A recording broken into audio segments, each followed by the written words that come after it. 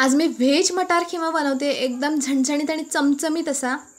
हा मी मालवणी पद्धतीने बनवलेला आहे, अतिशय चविष्ट असा होतो। सध्या बाजारात मटार भरपूर प्रमाणामध्ये उपलब्ध आहेत, तर मी हे मटार घेऊन आलेले आणि ते सोलून घेतलेले आहेत।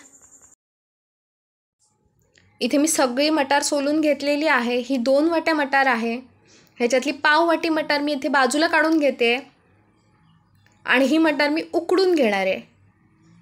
इथे पाणी ऑलरेडी मी गरम करत ठेवलेलं होतं, त्यामुळे पटकन माझी मटार इथे शिजलेली आहे। ही ताजी मटार असल्यामुळे पटापट शिजते, वेळ लागत नाही। आणि हे पाण्यातून मी आता गाळून घेणार आहे मटार।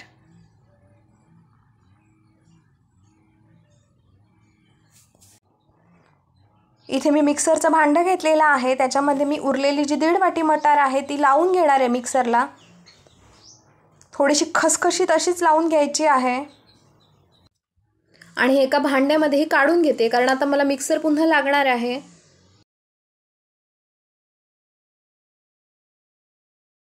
आता इथे मी हिरव्या मसाल्याचं एक वाटण बनवते आहे। त्याच्यामध्ये 2 हिरव्या मिरच्या घातलेल्या आहेत, थोडासा पुदिना घेतलेला आहे, त्याच्यानंतर लसणीच्या 4-5 पाकळ्या, आलं थोडंसं घेतलेलं आहे, जेवढी लसूण आहे तेवढंच आलं घालायचं, आणि एक चपकाभर अशी कोथिंबीर घेतलेली आहे। हे सगळं असं बारीक असं वाटून घेतलेलं आहे। त्याच्यानंतर इथे मी 4 टोमॅटो घेतलेले आहेत, मोठे असे चांगले पिकलेले टोमॅटो घ्यायचे आणि त्याच्यामध्ये थोडंसं ओलं खोबरं घालायचं आणि हे एकदम बारीक असं मी वाटून घेतलेलं आहे। इथे एक मी कढई घेतलेली आहे, कढईमध्ये 4 चमचे भरून तेल घातलेलं आहे। तेल मस्तपैकी गरम झाल्यानंतर आतमध्ये 2 लवंगा, 4 काळी मिरी घेतलेली आहेत, दालचिनीचा 1 तुकडा आणि 2 तमालपत्र। त्याच्यावर मी इथे कांदा घालते। इथे 4 मोठे कांदे मी बारीक चिरून घेतलेले आहेत आणि हे छानपैकी परतून परतून भाजून घेते। कांदा भाजताना गॅस मोठा ठेवायचा नाहीये, बारीक गॅसवरच कांदा भाजायचा आहे, म्हणजे कसा कांदा व्यवस्थित असा भाजला जातो। इथे छानपैकी माझा कांदा भाजत आलेला आहे। कांद्याचा रंग असा चेंज झाला पाहिजे तोपर्यंत कांदा व्यवस्थित असा भाजून घ्यायचा। इथे तुम्ही बघू शकताय आपल्या कांद्याचा रंग चेंज झालेला आहे।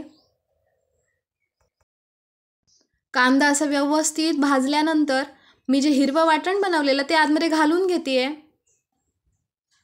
आणि ते व्यवस्थित असं परतून परतून भाजायचं आहे। त्याच्यातलं जे पाणी आहे ना ते निघून गेलं पाहिजे। व्यवस्थित परतून परतून भाजून घ्यायचं। हे बघा तुम्ही बघू शकताय आपलं पाणी आतमधलं एकदम कमी झालेलं आहे। आता त्याच्यावर मी आता टोमॅटोची आपण जी पेस्ट बनवलेली ती घालून घेणार आहे, टोमॅटो आणि खोबरं।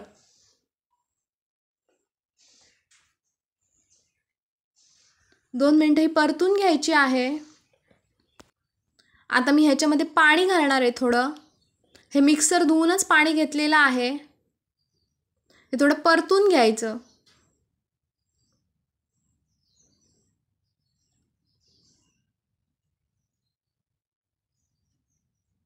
थोडंसं हे उकळायला लागलं ना, 1 उकळी आल्यानंतर आतमध्ये मीठ घालून घेणार आहे। इथे 1 चमचा भरून मीठ घेतलेला आहे आणि व्यवस्थित असं हे आता उकळून घ्यायचं। छान अशी उकळी आल्यानंतर इथे मी हिरवे वाटाणे जे मिक्सरमध्ये लावून ठेवलेले ते घालून घेते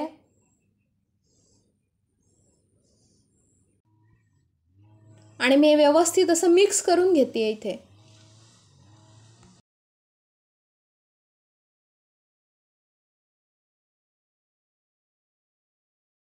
इथे मी अर्धा चमचा हळद घालते, पाव चमचा जिरेची पावडर, त्याच्यानंतर पाव चमचा इथे धणे कुटून घेतलेले आहेत ते घातलेत, त्याच्यानंतर अर्धा चमचा लाल मिरची पावडर आणि इथे मी 1 चमचा फुल भरून मालवणी मसाला घेतलेला आहे तो घातलेला आहे। त्याच्यानंतर इथे मी गरम मसाला पाव चमचा घातलेला आहे आणि हे सगळं व्यवस्थित असं ढवळून एकजीव करून घ्यायचं।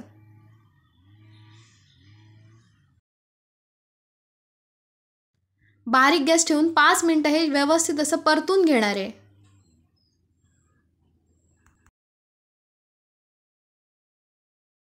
हे परतून परतून भाजल्यामुळे काय होणार, थोडंसं पाणी सुकल्यासारखं होणार।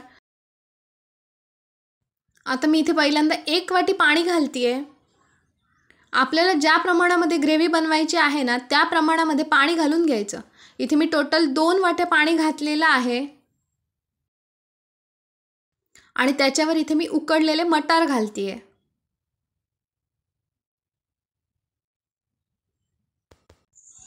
आता वर एक झाकण ठेवायचं आहे आणि एक वाफ काढून घ्यायची. छान अशी वाफ आलेली आहे आपल्या मटार खिमाला. त्याच्यानंतर मग वर मी कोथिंबीर घातलेली आहे. ढवळून घ्यायचं व्यवस्थित असं हे. आणि इथे आपला बनवून तयार झालेला आहे व्हेज मटार खिमा एकदम मालवणी पद्धतीने. एकदम जबरदस्त आणि झणझणीत आणि चमचमीत असा हा मटार खिमा होतो. तुम्ही नक्की एकदा ट्राय करून बघा. हा व्हेज मटार खिमा जो आहे ना तो पावाबरोबर छान लागतो. पण इथे मी भाकरी भाजलेली आहे. तुम्ही भाकरीबरोबर, चपातीबरोबर, पावाबरोबर कशाबरोबरही खाऊ शकता.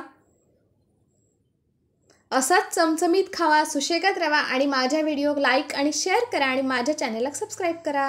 थँक्यू.